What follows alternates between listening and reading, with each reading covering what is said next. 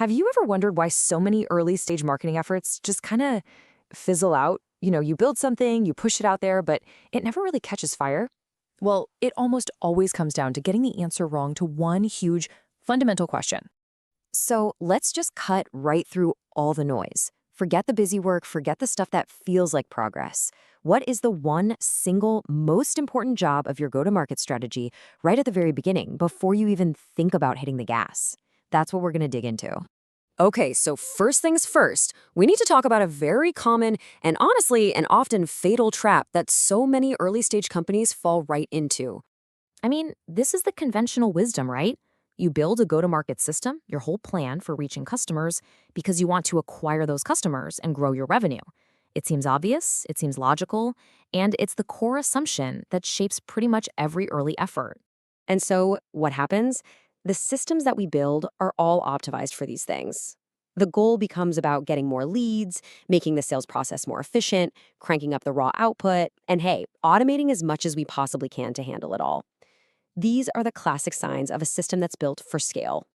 And this right here is precisely where it all goes wrong. Building for scale at this stage is a fundamental, critical mistake. So we have to completely reframe the purpose of an early go-to-market system. It actually has a totally different job to do. Okay, here it is. This is the crucial point. Your first GTM system is not there to generate growth. It's there to generate learning. And that distinction right there is the single most important one you can make. So what in the world is a learning system?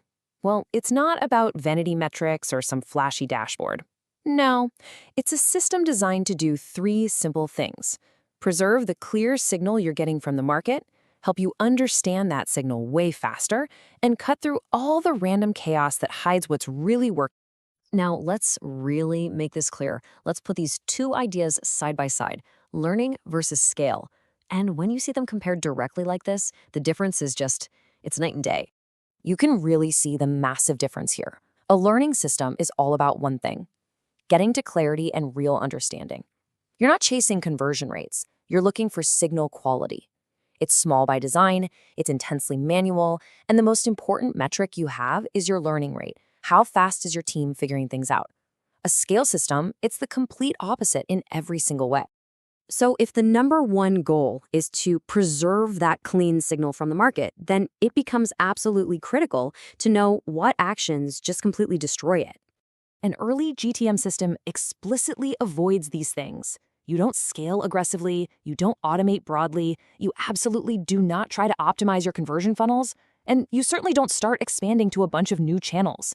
Every single one of these actions just introduces more noise, more complexity, and it totally destroys that clean signal you're working so hard to capture. And this brings us to the core sequence that really determines success or failure. It's all about achieving clarity before you ever pursue speed. And we have to just acknowledge this. This learning phase is deeply uncomfortable for most founders.